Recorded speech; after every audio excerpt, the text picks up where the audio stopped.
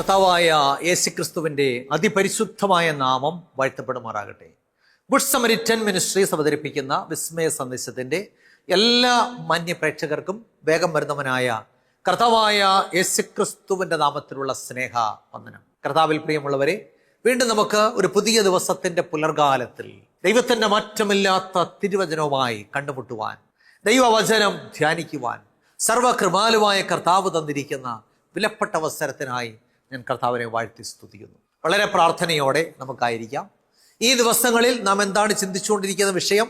ദൈവവചനം എന്നുള്ളതാണ്, അല്ലെ? ദൈവത്തിൻ്റെ വചനം. കഴിഞ്ഞ 10 എപ്പിസോഡുകളായി നാം തുടർച്ചയായി ഈ വിഷയം ചിന്തിക്കുകയായിരുന്നു. ഇന്ന് അതിൻ്റെ 11ാമത്തെ എപ്പിസോഡിലേക്കാണ് കടന്നു വന്നിരിക്കുന്നത്. ഇന്ന് നമ്മൾ ദൈവവചനത്തിൻ്റെ പ്രവർത്തനം എന്ന വിഷയമാണ് ചിന്തിക്കുന്നത്. ദൈവവചനത്തിൻ്റെ പ്രവർത്തനം. ശ്രദ്ധയ്ക്ക് ആധാരമായൊരു വാക്യം വായിക്കാം. എബ്രായ ലേഖനം 4-ാം അധ്യായം 12-ാമത്തെ വാക്യം. എബ്രായർ 4:12. അവിടെ എന്താ വായിക്കുന്നത്? ദൈവത്തിൻ്റെ വചനം ജീവനും ചൈതന്യവുമുള്ളതായി ഇരുവായ്ത്തലയുള്ള ഏതു വാളിനേക്കാളും മൂർച്ചയേറിയതും പ്രാണനെയും ആത്മാവിനെയും സന്ധിമജ്ജകളെയും വിടുവിക്കും വരെ തുളച്ചു ചെല്ലുന്നതും ഹൃദയത്തിലെ ചിന്തനങ്ങളെയും ഭാവങ്ങളെയും വിവേചിക്കുന്നതും ആകുന്നു. വളരെ സുപ്രധാനമായൊരു വാക്യം. ദൈവവചനത്തിൻ്റെ പ്രവർത്തനത്തെക്കുറിച്ച് തിരുവചനം എന്ന് പറയുന്നു. ദൈവത്തിൻ്റെ വചനം ജീവനും ചൈതന്യവുമുള്ളതായി ഇരുവായ്ത്തലയുള്ള ഏതു വാളിനേക്കാളും മൂർച്ചയേറിയതും പ്രാണനെയും ആത്മാവിനെയും സന്ധിമജ്ജകളെയും വേർപിടിപ്പിക്കും വരെ തുളച്ചു ചെല്ലുന്നതും ഹൃദയത്തിലെ ചിന്തനങ്ങളെയും ഭാവങ്ങളെയും വിവേചിക്കുന്നതും ആകുന്നു. പ്രിയമുള്ളവരെ, അഖിലാണ്ടം ദൈവത്തിൻ്റെ സൃഷ്ടിയും വിശുദ്ധ വേദപുസ്തകം ദൈവത്തിൻ്റെ ഗ്രന്ഥവുമാണ്. ഈ 2 മുഖാന്തരങ്ങളിലൂടെയും ദൈവം മനുഷ്യനോട് സംസാരിക്കും. ഞാൻ പറഞ്ഞത് ശ്രദ്ധിച്ചോ? ഈ അഖിലാണ്ടം ദൈവത്തിൻ്റെ സൃഷ്ടിയാണ്, തിരുവചനം ദൈവത്തിൻ്റെ ഗ്രന്ഥമാണ്. ഈ 2 മാധ്യമങ്ങളിലൂടെയും ദൈവം മനുഷ്യനോട് സംസാരിക്കുന്നു. അപ്പൊ എല്ലാ കാലഘട്ടങ്ങളിലുമുള്ള മനുഷ്യന് ഉള്ള ദൈവിക നിർദ്ദേശങ്ങളാണ് തിരുവചനത്തിൽ അടങ്ങിയിരിക്കുന്നത്. അപ്പൊ മനുഷ്യ ജീവിതങ്ങളിൽ ഇത്രത്തോളം സ്വാധീനം ചെലുത്തിയിട്ടുള്ള മറ്റൊരു മതഗ്രന്ഥവും ലോകചരിത്രം കണ്ടിട്ടില്ല. ഞാൻ പറഞ്ഞ വാചകം ശ്രദ്ധിച്ചോ? മനുഷ്യജീവിതങ്ങളിൽ ഇത്രത്തോളം സ്വാധീനം ചെലുത്തിയിട്ടുള്ള മറ്റൊരു ഗ്രന്ഥവും ലോകചരിത്രം കണ്ടിട്ടില്ല. മനുഷ്യവർഗത്തിൻ്റെ വീണ്ടെടുപ്പിനുള്ള മാർഗമാണ് ഇതിലെ പ്രതിപാദ്യ വിഷയം. വ്യക്തികളെയും സമൂഹങ്ങളെയും രൂപാന്തരപ്പെടുത്തുന്നതിൽ ഈ പുസ്തകം വഹിച്ചിട്ടുള്ള പങ്ക് അവർണ്ണനീയമാണ്. കർത്താവായ യേശുക്രിസ്തു എന്ന ലോകരക്ഷകനെയും ഈ ക്രിസ്തുവിൽ കൂടെയുള്ള മനുഷ്യവർഗത്തിന് ലഭ്യമാകുന്ന രക്ഷയും ആണ് ഇതിൽ പ്രതിപാദിച്ചിരിക്കുന്നത്. ദൈവത്തിന് സ്തോത്രം. ഈ തിരുവചനം വ്യത്യസ്ത രീതികളിൽ മനുഷ്യ ജീവിതങ്ങളിൽ പ്രവർത്തിക്കുന്നു. അപ്പൊ ദൈവത്തിൻ്റെ മാറ്റമില്ലാത്ത തിരുവചനം കർത്താവായ യേശുക്രിസ്തു എന്ന ലോകരക്ഷകനെയും ആ രക്ഷകരിൽ കൂടി മനുഷ്യവർഗത്തിന് ലഭ്യമാകുന്ന രക്ഷയും കുറിച്ച് വളരെ വിശദമായിട്ട് പ്രതിപാദിക്കുന്നു. അപ്പോൾ വ്യത്യസ്ത രീതികളിൽ ഈ വചനം മനുഷ്യ ജീവിതങ്ങളിൽ പ്രവർത്തിക്കുന്നു. നമ്മൾ ഇന്ന് ചിന്തിക്കാൻ പോകുന്നത് ഏതൊക്കെ രീതികളിലാണ് വചനം പ്രവർത്തിക്കുന്നത്. അപ്പോൾ ദൈവവചനത്തിൻ്റെ പ്രവർത്തനം. ഒന്നാമതായിട്ട്, തിരുവചനം ഒരു കണ്ണാടി പോലെയാണ്. മനുഷ്യ ജീവിതത്തിലെ എല്ലാ കുറവുകളെയും കണ്ടെത്തുവാൻ സഹായിക്കുന്ന ഒരു കണ്ണാടിയോട് തിരുവചനത്തെ സാദൃശ്യപ്പെടുത്തിയിരുന്നു. നമുക്കറിയാം, കണ്ണാടി നമ്മുടെ വീട്ടിലൊക്കെ ഉണ്ട്. എന്തിനാണ് ഈ കണ്ണാടി ഉപയോഗിക്കുന്നത്? എല്ലാ ദിവസവും നമ്മൾ കണ്ണാടി എടുത്ത് മുഖം നോക്കും. എന്തെങ്കിലും കുറവുകളുണ്ടോ, അല്ലേ, അഴുക്കുണ്ടോ, ഇതൊക്കെ പരിശോധിക്കാൻ. അതുപോലെ ദൈവത്തിൻ്റെ മാറ്റമില്ലാത്ത തിരുവചനത്തെ ഒരു കണ്ണാടിയോട് സാദൃശ്യപ്പെടുത്തിയിട്ടുണ്ട്. യാക്കോബിൻ്റെ ലേഖനം 1-ാം അധ്യായം 23 മുതൽ 25 വരെ. യാക്കോബിൻ്റെ ലേഖനം 1-ാം അധ്യായം 23 മുതൽ 25 വരെ. അവിടെ ഞാൻ വായിക്കുന്നു: ഒരുത്തൻ വചനം കേൾക്കുന്നവനെങ്കിലും ചെയ്യാത്തവനായാൽ തൻ്റെ സ്വാഭാവിക മുഖം കണ്ണാടിയിൽ നോക്കുന്ന ആളോട് ഒക്കുന്നു. അവൻ തന്നെത്താൻ കണ്ട് പുറപ്പെട്ട് താൻ ഇന്ന രൂപമായിരുന്നു എന്ന് ഉടനെ മറന്നുപോകുന്നു. സ്വാതന്ത്ര്യത്തിൻ്റെ തികഞ്ഞ ന്യായപ്രമാണം ഉറ്റുനോക്കി അതിൽ നിലനിൽക്കുന്നവനോ കെട്ട് മറക്കുന്നവനല്ല, പ്രവൃത്തി ചെയ്യുന്നവനായി താൻ ചെയ്യുന്നതിൽ ഭാഗ്യവാനാകും. വചനം പറയുകയാണ്, ഒരുത്തൻ വചനം കേൾക്കുന്നവനെങ്കിലും ചെയ്യാത്തവനായാൽ തൻ്റെ സ്വാഭാവിക മുഖം കണ്ണാടിയിൽ നോക്കുന്ന ആളോടൊക്കുന്നു. അപ്പൊ തിരുവചനം ഒരു കണ്ണാടിയാണ്. അപ്പൊ ദൈവത്തിൻ്റെ മാറ്റമില്ലാത്ത തിരുവചനമാകുന്ന കണ്ണാടിക്ക് മുന്നിൽ നിൽക്കുന്ന ഒരുവന് മാത്രമേ തൻ്റെ കുറവുകളെ കണ്ടറിഞ്ഞ് പരിഹാരം വരുത്തുവാൻ കഴിയുകയുള്ളൂ.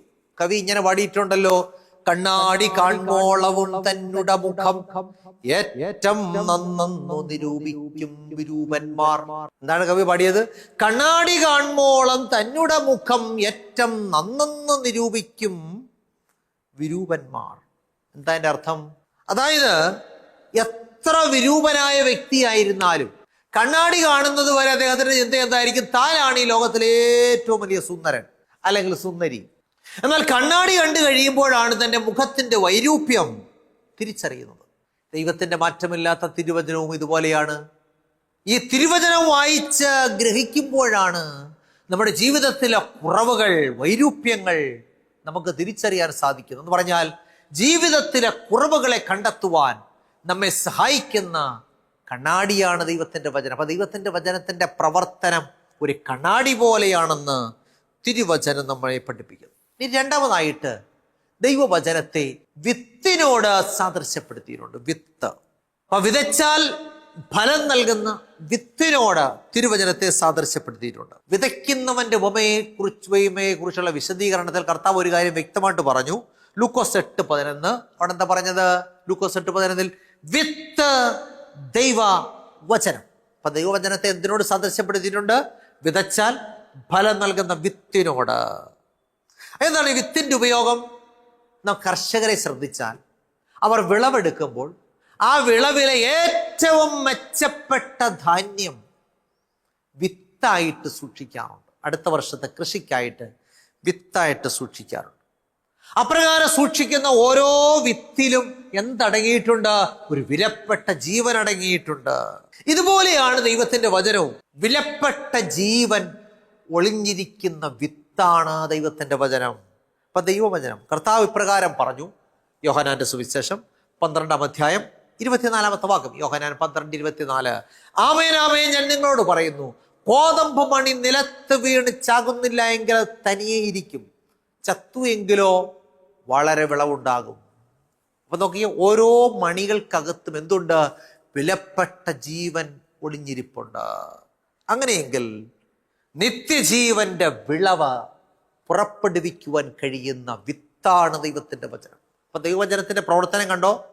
ഇത് കണ്ണാടി പോലെ പ്രവർത്തിക്കുന്നു, ഇത് വിത്ത് പോലെ പ്രവർത്തിക്കുന്നു. അപ്പൊ നിത്യജീവന്റെ വിളവ് പുറപ്പെടുവിക്കുവാൻ കഴിയുന്ന വിത്താണ് ദൈവത്തിന്റെ വചനം. ഇനി മൂന്നാമതായിട്ട് ദൈവത്തിന്റെ വചനത്തെ വെള്ളത്തോട് ഉപമിച്ചിട്ടുണ്ട്. അപ്പൊ നമുക്കറിയാം ശുദ്ധീകരണ ശേഷിയുള്ളതാണ് വെള്ളം. നാം കുടിക്കുന്നതിന് മാത്രമല്ല കഴുകുന്നതിനും വെള്ളം ഉപയോഗിക്കാറുണ്ട്. നമുക്ക് കുടിക്കാനും വെള്ളം വേണം, കഴുകാനും വെള്ളം വേണം. അപ്പൊ നമ്മുടെ പുറമെയുള്ള മാലിന്യങ്ങളെ കഴുകുവാൻ നാം വെള്ളം ഉപയോഗിക്കുന്നു. എന്നാൽ ദൈവത്തിന്റെ മാറ്റമില്ലാത്ത തിരുവചനമാകുന്ന വെള്ളമോ നമ്മെ ബാഹ്യമായും ആന്തരികമായും കഴുകുന്നു. എഫെസ്യർ ലേഖനം 5-ാം അധ്യായം 26-27 വാക്യങ്ങൾ. എഫെസ്യർ 5:26-27 വാക്യങ്ങൾ. അവിടുന്ന് അവളെ വചനത്തോടുകൂടിയ ജലസ്നാനത്താൽ വെടിപ്പാക്കി വിശുദ്ധീകരിക്കേണ്ടതിനും കറ, ചുളുക്കം മുതലായത് ഒന്നുമില്ലാതെ സഭയെ ശുദ്ധയും നിഷ്കളങ്കയുമായി തനിക്ക് തന്നെ തേജസ്സോടെ മുൻനിർത്തേണ്ടതിനും തന്നെത്താൻ അവൾക്ക് വേണ്ടി ഏൽപ്പിച്ചു കൊടുത്തു. വചനം പറയാണ്, അവിടുന്ന് അവളെ വചനത്തോടുകൂടിയ ജലസ്നാനത്താൽ വെടിപ്പാക്കി. എന്ന് പറഞ്ഞാൽ വചനം വെള്ളം പോലെ പ്രവർത്തിക്കുന്നു. ഒരു മനുഷ്യനെ ബാഹ്യമായും ആന്തരികമായും ശുദ്ധീകരിക്കുന്ന വെള്ളമാണ് ദൈവത്തിന്റെ മാറ്റമില്ലാത്ത തിരുവചനം. യേശു പ്രകാരം പറഞ്ഞു. എന്ത് പറഞ്ഞു? യോഹന്നാൻ 4:13-14. യോഹന്നാൻ 4:13-14 വാക്യങ്ങൾ. യേശുവളോട്, ഈ വെള്ളം കുടിക്കുന്നവനെല്ലാം പിന്നെയും ദാഹിക്കും. ഞാൻ കൊടുക്കുന്ന വെള്ളം കുടിക്കുന്നവനോ ഒരു നാളും ദാഹിക്കുകയില്ല. ഞാൻ കൊടുക്കുന്ന വെള്ളം അവനിൽ നിത്യജീവങ്കിലേക്ക് പൊങ്ങി വരുന്ന നീരുറവിയായി തീരുമെന്ന് ഉത്തരം പറഞ്ഞു. യേശു എന്താ പറഞ്ഞത്? ഞാൻ കൊടുക്കുന്ന വെള്ളം കുടിക്കുന്നവൻ ഒരു നാളും ദാഹിക്കയില്ല. അപ്പൊ നമ്മെ കഴുകി വെടിപ്പാക്കുന്ന, നമ്മുടെ ആത്മാവിന്റെ ദാഹം തീർക്കുന്ന നിത്യജീവന്റെ ഉറവയാണ് തിരുവചനം. അപ്പൊ ഈ തിരുവചനം വെള്ളം പോലെ പ്രവർത്തിക്കുന്നു, നമ്മെ കഴുകി വെടിപ്പാക്കും. നമ്മൾ ഇന്ന് ഈ പരുവത്തിലൊക്കെ നിൽക്കുന്നതിന്റെ കാരണം എന്താണ്? വചനം നമ്മെ കഴുകിയത് കൊണ്ടാണ്. ദൈവത്തിന് സ്തോത്രം. അപ്പൊ തിരുവചനം വ്യത്യസ്ത രീതിയിൽ പ്രവർത്തിക്കുന്നു. കണ്ണാടി പോലെ പ്രവർത്തിക്കുന്നു, വിതച്ചാൽ ഫലം നൽകുന്ന വിത്തായിട്ട് പ്രവർത്തിക്കുന്നു, നമ്മെ കഴുകി വെടിപ്പാക്കുന്ന വെള്ളമായിട്ട് പ്രവർത്തിക്കുന്നു. ഇനി 4, ഇത് വിളക്ക് പോലെ പ്രവർത്തിക്കുന്നു. നമുക്കറിയാം, നല്ല പ്രകാശം പുറപ്പെടുവിക്കുവാൻ വിളക്കിന് സാധിക്കും. അപ്പൊ തിരുവചനം ഇതുപോലെയാണ്. നല്ല പ്രകാശം പുറപ്പെടുവിക്കുന്ന വിളക്കാണ് ദൈവത്തിൻ്റെ വചനം.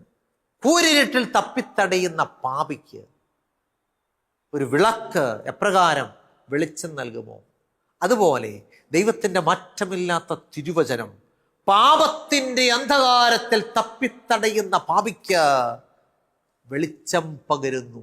ദൈവത്തിന് സ്തോത്രം. ഈ വിളക്ക് കൈവശമുള്ളവന് വഴിതെറ്റത്തില്ല. ഈ ലോകത്തിൻ്റെ മാലിന്യങ്ങളിൽ വീഴാതെ, ഈ ലോകത്തിൻ്റെ ചെളിക്കുണ്ടുകളിൽ വീഴാതെ, ഈ ലോകത്തിൻ്റെ പാപത്തിൻ്റെ അഴുക്കിൽ വീഴാതെ നല്ല വഴിയെ സഞ്ചരിക്കുവാൻ ദൈവവചനമാകുന്ന വിളക്ക് നമുക്ക് വഴി കാട്ടുന്നു. അപ്പം ഇതൊരു വിളക്ക് പോലെ പ്രവർത്തിക്കുന്നു.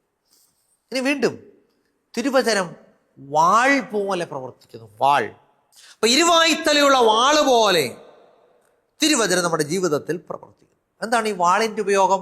നമുക്കറിയാം, യുദ്ധത്തിൽ ഉപയോഗിക്കുന്ന ഒരു ഉപകരണമാണ് വാൾ. ശത്രുക്കളെ തോൽപ്പിക്കുന്നതിനും അല്ലെ, അതുപോലെ തന്നെ നമ്മുടെ ജീവൻ രക്ഷിക്കുന്നതിനും വാൾ സഹായിക്കുന്നു. അപ്പൊ ദൈവത്തിൻ്റെ മാറ്റമില്ലാത്ത തിരുവചനവും വാള് പോലെ പ്രവർത്തിക്കും. നമ്മൾ ആദ്യം വായിച്ചല്ലോ, എബ്രായർ 4:12 ദൈവത്തിൻ്റെ വചനം ജീവനും ചൈതന്യവും ഉള്ളതായി ഇരുവായ്ത്തലയുള്ള ഏതു വാളിനേക്കാളും മൂർച്ചയേറിയതും പ്രാണനെയും ആത്മാവിനെയും സന്ധിമജ്ജകളെയും വേർ വിടുവിക്കും വരെ തുളച്ചു ചെല്ലുന്നതും ഹൃദയത്തിലെ ചിന്തനങ്ങളെയും ഭാവങ്ങളെയും വിവേചിക്കുന്നതുമാകുന്നു. ഇത് ഇരുവായ്ത്തലയുള്ള വാളിനേക്കാൾ മൂർച്ചയേറിയതാണ്.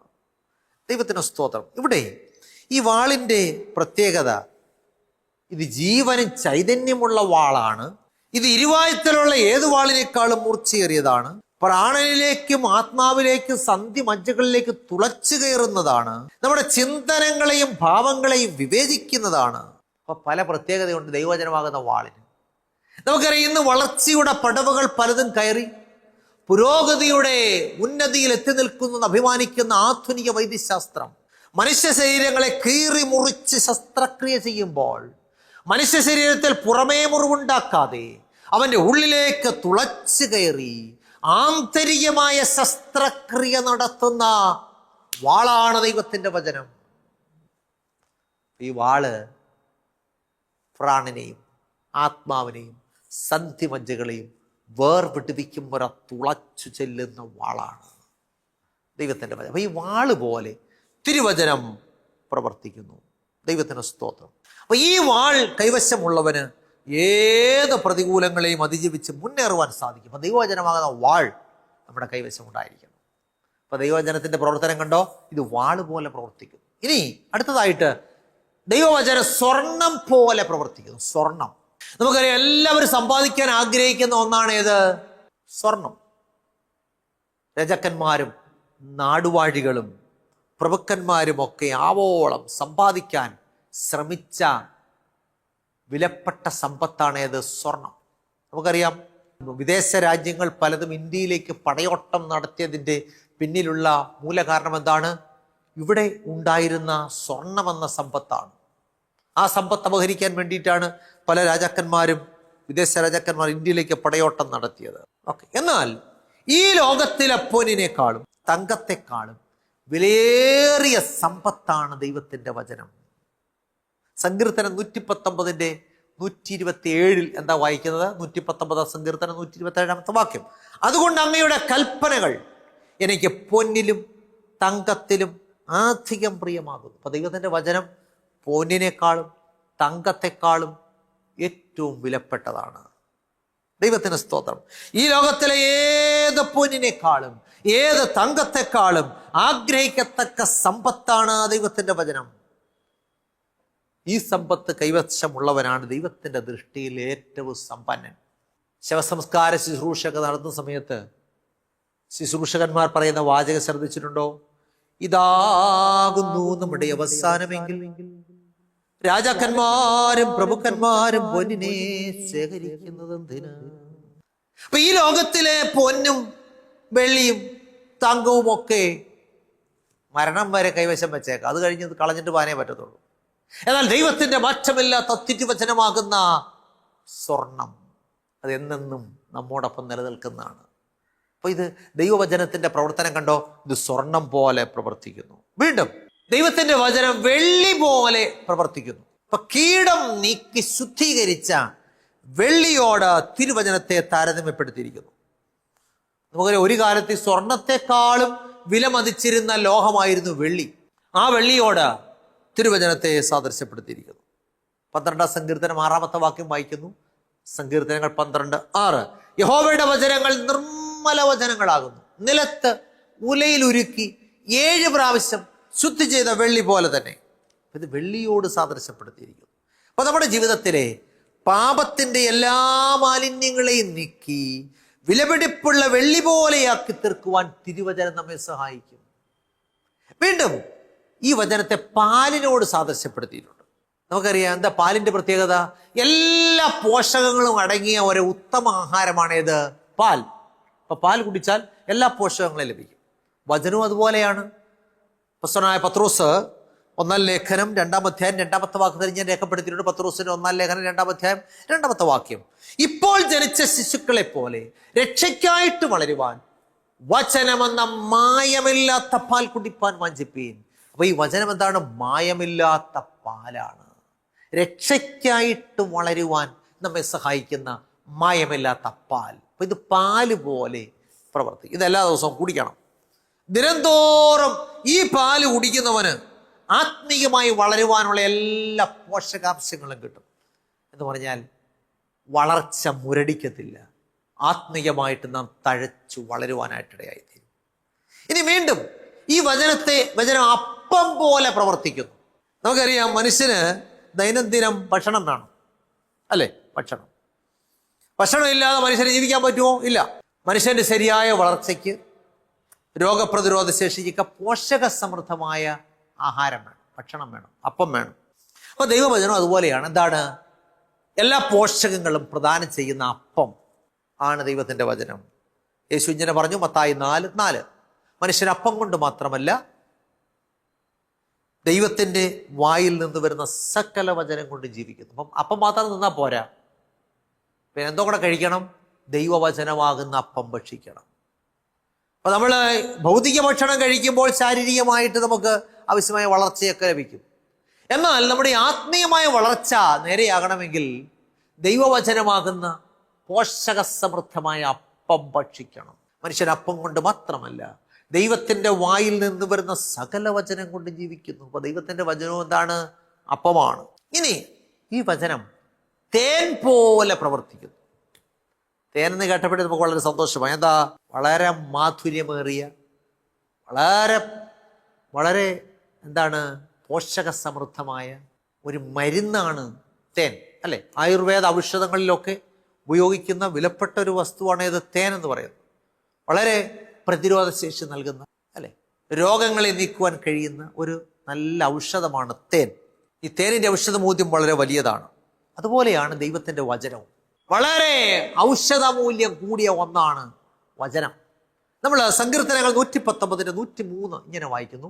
സങ്കീർത്തനം 119:103, തിരുവചനം എൻ്റെ എണ്ണാക്കിന് എത്ര മധുരം, അതെന്റെ വായ്ക്ക് തേനിലും നല്ലത്. അപ്പൊ തിരുവചനത്തെ എന്തിനോട് സാദൃശ്യപ്പെടുത്തിയിരിക്കുന്നു? തേനിനോട്. തിരുവചനം എൻ്റെ അണ്ണാക്കിന് എത്ര മധുരം, അതെന്റെ വായ്ക്ക് തേനിലും നല്ലത്. ഈ ലോക ജീവിതത്തിന്റെ ഏത് കൈപ്പേറിയ വേളകളിലും നമ്മുടെ അണ്ണാക്കിനെ മധുരിപ്പിക്കുന്ന, നമ്മുടെ ജീവിതത്തെ മധുരിപ്പിക്കുന്ന ഏറ്റവും മാധുര്യമേറിയ തേനാണ് ദൈവത്തിന്റെ വചനം. ഇത് ആസ്വദിച്ചാൽ ജീവിതത്തിന്റെ കൈപ്പേറിയ പ്രതികൂലങ്ങളെ അതിജീവിക്കുവാൻ നമുക്ക് സാധിക്കും. ഇനി വീണ്ടും ഈ തിരുവചനം തീയും ചുറ്റുകയും പോലെ പ്രവർത്തിക്കുന്നു. ഇത് തീയാണ്, ചുറ്റുകയാണ്. തീയും ചുറ്റുകയും. ദൈവത്തിന് സ്തോത്രം. അപ്പൊ ഏത് വലിയ കാടും കത്തിക്കുവാൻ തീക്ക് സാധിക്കും. എത്ര കാടിന്യമേറെ ലോഹത്തെയും ഉരുക്കുവാൻ തീക്ക് സാധിക്കും. ഇനി തീയിൽ ചുട്ടുപഴുത്ത ലോഹങ്ങളെ അടിച്ച് പരത്തി ഉപയോഗപ്രദമായ ഉപകരണങ്ങളാക്കുവാൻ ചുറ്റിയയ്ക്ക് സാധിക്കും. അതുപോലെയാണ് ദൈവത്തിന്റെ മാറ്റമില്ലാത്ത തിരുവചനവും. നമ്മൾ യിരെമ്യാ പ്രവചനത്തിൽ 23:29 ഇങ്ങനെ വായിക്കുന്നു. യിരെമ്യാവ് 23:29, എൻ്റെ വചനം തീ പോലെയും പാറയെ തകർക്കുന്ന ചുറ്റിക പോലെയും അല്ലയോ എന്ന് യഹോവയുടെ അരുളപ്പാട്. അപ്പൊ ദൈവത്തിന്റെ വചനം എന്താണ്? തീയാണ്, പാറയെ തകർക്കുന്ന ചുറ്റികയാണ്. ദൈവത്തിന് സ്തോത്രം. അപ്പൊ ഏത് കഠിന ഹൃദയനെയും ദൈവവചനമാകുന്ന തീ പാകപ്പെടുത്തുന്നു. അങ്ങനെ പാകപ്പെടുന്ന വ്യക്തികളെ വചനമാകുന്ന ചുറ്റിക അടിച്ച് പരത്തി ദൈവത്തിന് പ്രയോജനമുള്ള ആയുധങ്ങളാക്കി മാറ്റുന്നു. ദൈവത്തിന് സ്തോത്രം. അപ്പൊ എൻ്റെ വചനം തീ പോലെയും പാറയെ തകർക്കുന്ന ചുറ്റിക പോലെയും അല്ലയോ എന്ന് യഹോവയുടെ അരുളപ്പാട്. അപ്പൊ നോക്കിക്കേ, അപ്പൊ ദൈവത്തിന്റെ വചനം എന്തൊക്കെയാണ്? കണ്ണാടിയാണ്, വിത്താണ്, വിളക്കാണ്, വെള്ളമാണ്, തീയാണ്, പാലാണ്, തേനാണ്, അപ്പമാണ്, ചുറ്റികയാണ്, അല്ലെ? പല വിധത്തിലുള്ള വചനത്തിന്റെ പ്രവർത്തനം നമുക്ക് കാണുവാനായിട്ട് സാധിച്ചു. പ്രിയമുള്ളവരെ, ദൈവത്തിന്റെ വചനത്തിന്റെ ആ പ്രവർത്തനം എത്ര വലിയതാണ്. വ്യത്യസ്തങ്ങളായ രീതികളിൽ തിരുവചനം നമ്മുടെ ജീവിതങ്ങളിൽ പ്രവർത്തിക്കുന്നു. നമ്മളെ ദൈവത്തിന് കൊള്ളാകുന്ന വ്യക്തിത്വങ്ങളാക്കി രൂപാന്തരപ്പെടുത്തുവാൻ തിരുവചനത്തിന് സാധിക്കും. നമ്മുടെ വളർച്ചയ്ക്ക് ആവശ്യമായ എല്ലാ പോഷകങ്ങളും തിരുവചനമാകുന്ന പാൽ നമുക്ക് നൽകുന്നു. നമ്മെ അടിച്ചു പരത്തി റെഡിയാക്കുവാൻ ഈ ചുറ്റികയാകുന്ന വചനം നമ്മെ സഹായിക്കുന്നു. നമ്മെ പാകപ്പെടുത്തുവാൻ തിരുവചനമാകുന്ന തീ സഹായിക്കുന്നു. നമുക്ക് നിത്യജീവൻ പുറപ്പെടുവിക്കുന്ന വിത്തായിട്ട് വചനം പ്രവർത്തിക്കുന്നു. നമ്മെ കഴുകി വെടിപ്പാക്കുന്ന വെള്ളമായിട്ട് തിരുവചനം പ്രവർത്തിക്കുന്നു. നമ്മളെ ആന്തരികമായും ബാഹ്യമായിട്ട് ശുദ്ധീകരിക്കുന്നു. നമ്മുടെ ജീവിതത്തിൻ്റെ കുറവുകളെ കണ്ടെത്തുവാൻ സഹായിക്കുന്ന കണ്ണാടിയായിട്ട് വചനം പ്രവർത്തിക്കുന്നു. നമ്മുടെ ഹൃദയത്തിൻ്റെ ഉള്ളിലേക്ക് തുളച്ചു കയറുന്ന വാളായിട്ട് ദൈവത്തിൻ്റെ വചനം പ്രവർത്തിക്കുന്നു. നമ്മുടെ വളർച്ചയ്ക്ക് ആവശ്യമായ എല്ലാ പോഷകങ്ങളും നൽകുന്ന അപ്പമായിട്ട് വചനം പ്രവർത്തിക്കുന്നു. നോക്കിക്കേ, ദൈവത്തിൻ്റെ വചനത്തിൻ്റെ പ്രവർത്തനം വ്യത്യസ്തങ്ങളായ തലങ്ങളിൽ ഇത് പ്രവർത്തിക്കുന്നു. അതുകൊണ്ട് ദിനം തോറും ഈ വചനം നാം വായിക്കണം, അത് ഗ്രഹിക്കണം, അതനുസരിക്കണം, വിശുദ്ധിയും വേർപാടുമുള്ള ജീവിതം നയിക്കണം. വചനത്തിൻ്റെ വെളിച്ചത്തിൽ സഞ്ചരിക്കുമ്പോൾ ഏത് പാപത്തിൻ്റെ കൂരിരുട്ടിലും ഈ വിളക്ക് നമ്മെ നേർവഴിക്ക് നയിക്കും. അതുകൊണ്ട് പ്രിയമുള്ളവർ, ഈ നാളുകളിൽ ദൈവവചനത്തിന് കൊടുക്കേണ്ടുന്ന പ്രാധാന്യം നാം കൊടുക്കാറുണ്ടോ? ഇന്ന് മൊബൈൽ ഫോണിൽ തോണ്ടിയും കളിച്ചും ഇരിക്കുന്ന ഒരു തലമുറയാണ് നമ്മൾ കാണുന്നത്. ആലയത്തിനുള്ളിൽ ആരാധനയ്ക്ക് ഇരിക്കുമ്പോഴും മൊബൈൽ ഫോണിലാണ്. എന്നാൽ വിശുദ്ധ വേദപുസ്തകത്തിന് നമ്മൾ കൊടുക്കേണ്ടുന്ന പ്രാധാന്യം കൊടുക്കുവാൻ നമുക്ക് സാധിക്കുന്നുണ്ട്. വചനം നമ്മുടെ ജീവിതങ്ങളെ രൂപാന്തരപ്പെടുത്തും. അതിനായിട്ട് കർത്താവ് സഹായിക്കട്ടെ. ദൈവകരങ്ങളിലേക്ക് ഏൽപ്പിക്കാം, നല്ല തീരുമാനമെടുക്കാം. ഇതുവരെ നമ്മുടെ വേദപുസ്തകം പൊടി പിടിച്ച് ആ ടീപ്പോയുടെ അടിയിലിരിക്കുകയാണെങ്കിൽ ഇന്നു മുതൽ അത് എടുക്കുവാൻ, അത് ധ്യാനിക്കുവാൻ, അതിൻ്റെ വെളിച്ചത്തിൽ ജീവിതങ്ങളെ ക്രമീകരിക്കുവാൻ, സ്വർഗരാജ്യത്തിന് അവകാശികളായി തീരുവാൻ കർത്താവ് സഹായിക്കട്ടെ. കണ്ണുകളടയ്ക്കാൻ പ്രാർത്ഥിക്കാം. അടിയങ്ങളെ സ്നേഹിക്കുന്ന ഞങ്ങളുടെ നല്ല ദൈവമേ, സ്വർഗസ്ഥ പിതാവേ, അടിയങ്ങളെ കേൾപ്പിച്ച മാറ്റമില്ലാത്ത തിരുവചനത്തിനായിട്ട് സ്തോത്രം. കർത്താവേ, അവിടുത്തെ വചനത്തിൻ്റെ പ്രവർത്തനം എത്ര വലിയതാണ്. അത് വിവിധങ്ങളായ രീതികളിൽ അടിയങ്ങളുടെ ജീവിതങ്ങളിൽ പ്രവർത്തിക്കുന്നതോർത്ത് സ്തോത്രം. ഈ വചനത്തിന് കൊടുക്കേണ്ടുന്ന പ്രാധാന്യം ജീവിതത്തിൽ കൊടുക്കുവാൻ, അതിനനുസരിച്ച് അടിയങ്ങളുടെ ജീവിതങ്ങൾ വ്യതിയാനപ്പെടുവാൻ, രൂപാന്തരപ്പെടുവാൻ, കർത്താവിന് പ്രസാദമുള്ള വ്യക്തിത്വങ്ങളായിട്ട് അടിയങ്ങൾ മാറുവാൻ, നിത്യജീവൻ അടിയങ്ങൾ അവകാശികളായി തീരുവാൻ എൻ്റെ കർത്താവ് സഹായിക്കണമേ. ഇന്ന് വചനം കേട്ട എല്ലാ പ്രിയപ്പെട്ടവരെയും അനുഗ്രഹിക്കണമേ. കർത്താവെ, വിവിധങ്ങളായ ജീവിത പ്രതികൂലങ്ങളുടെ നടുവിൽ നട്ടം തിരിയുന്ന പ്രിയപ്പെട്ടവർ നടിയനെ കേൾക്കുന്നുണ്ടല്ലോ. കണ്ണുനീരിൻ്റെ താഴ്വരയിൽ കൂടി കടന്നു പോകുന്നവർ, മാനസികമായ സംഘർഷങ്ങളിലൂടെ കടന്നു പോകുന്നവർ, നിരാശയുടെ നടുക്കടലിലായിരിക്കുന്നവർ, പ്രത്യാശ നഷ്ടപ്പെട്ട പ്രിയപ്പെട്ടവർ, കടബാധ്യതകളാൽ വലയുന്നവർ, പലവിധമായ ആവശ്യങ്ങളിൽ ഞെരുങ്ങുന്നവർ, എല്ലാ പ്രിയപ്പെട്ടവരോടും കർത്താവ് കരുണ കാണിക്കണം. ഇന്നത്തെ തിരുവചന കേൾവി പ്രിയമക്കൾക്ക് വിടുതലും ആശ്വാസവും പ്രത്യാശയും അനുഗ്രഹവുമായി തീരുവാൻ തക്കവണ്ണം സഹായിക്കണം. യേശു ക്രിസ്തുവിൻ്റെ ധന്യമുള്ള നാമത്തിൽ ഏറ്റവും താഴ്മയായിട്ട് യാചിക്കുന്നു. അടിയങ്ങളുടെ പ്രാർത്ഥന കേൾക്കണം നല്ല പിതാവേ, ആമേൻ. കർത്താവിൽ പ്രിയമുള്ളവരെ, ദൈവമായ കർത്താവ് നമ്മെ സഹായിക്കട്ടെ. എല്ലാ ഞായറാഴ്ചയും രാവിലെ 6:30 ജയ്ഹിന്ദ് ചാനലിലുള്ള ഈ സംപ്രേഷണങ്ങൾ കാണുക, കേൾക്കുക, മറ്റുള്ളവരോടും പറയുക. യൂട്യൂബിലും കാണാം, ജോയ്മോൻ മത്തായി എന്ന് ടൈപ്പ് ചെയ്താൽ. നമുക്ക് ദൈവവചനം ശരിയായി ഗ്രഹിച്ച് പഠിച്ച് ആ വചനത്തിനനുസരിച്ച് നമ്മുടെ ജീവിതങ്ങളെ രൂപാന്തരപ്പെടുത്തുവാൻ, ദൈവരാജ്യത്തിന് നമ്മൾ അവകാശികളായി തീരുവാൻ കർത്താവ് ഇടയാക്കട്ടെ. എല്ലാവർക്കും നല്ല ഒരു ദിവസം ആശംസിക്കുന്നു. ദൈവമായ കർത്താവ് നമ്മെ സഹായിക്കുമാറാകട്ടെ. ആമേൻ. ദൈവനാമത്തിന് മഹത്വമുണ്ടാകട്ടെ. പാസ്റ്റർ ജോയ്മോൻ മത്തായി എഴുതിയ സത്യ സത്യസഭ എന്ന പുസ്തകം നിങ്ങളെ പരിചയപ്പെടുത്തും. ദൈവത്തിന് ഒരു സഭയുണ്ടോ? ഇന്ന് ലോകത്തിൽ കാണുന്ന എല്ലാ സഭകളും സത്യസഭകളാണോ? ഉൽപ്പത്തി മുതൽ മലാഖി വരെയുള്ള പുസ്തകങ്ങൾ സത്യസഭയ്ക്ക് ബാധകമല്ലേ? സത്യസഭ ദൈവകൽപ്പനകൾ മാറിപ്പോയി എന്ന് അവകാശപ്പെടുന്നവരുടെ കൂട്ടമാണോ? സത്യസഭയിലേക്ക് ദൈവം തെളിച്ചിട്ടിരിക്കുന്ന വഴി ഏതാണ്?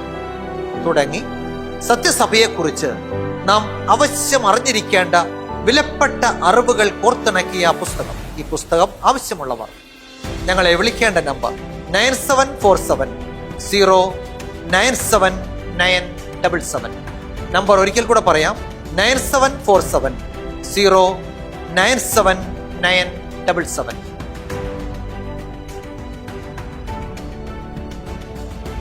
ശ്രീ പേരകത്ത് ചെറിയാൻസ്കറിയ എഴുതിയ ഒരു ഉത്തമ ഗ്രന്ഥം നിങ്ങളെ പരിചയപ്പെടുത്തും. ഇത് തിരുവചന സത്യം. ക്രൈസ്തവ ലോകത്ത് പരക്കെ പ്രചരിക്കുന്ന അബദ്ധ ഉപദേശങ്ങളും സംശയങ്ങളും വചനാടിസ്ഥാനത്തിൽ ദൂരീകരിക്കുന്ന ഗ്രന്ഥമാണിത്. ദൈവത്തിന്റെ അരുളപ്പാടുകൾ സാർവത്രികമാണെന്നും അത് നിത്യമാണെന്നും ലളിതമായും യുക്തിഭദ്രമായും അവതരിപ്പിക്കുന്ന ഗ്രന്ഥം. ഈ ഗ്രന്ഥം തികച്ചും സൗജന്യമായിട്ട് നൽകുന്നു.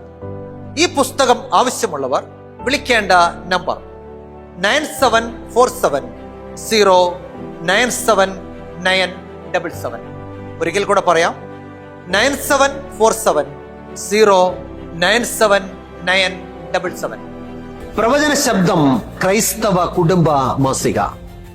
സമകാലീന സംഭവങ്ങൾ, ആരോഗ്യ ദൂതുകൾ, പ്രവചനങ്ങൾ എന്നിവ കോർത്തിണക്കിയ ഉത്തമ കുടുംബ മാസിക. വാർഷിക വരിസംഖ്യ 200 രൂപ മാത്രം. വരിക്കാരാകുവാൻ ആഗ്രഹിക്കുന്നവർ വിളിക്കേണ്ട ഫോൺ നമ്പർ 9168433122 9747097977.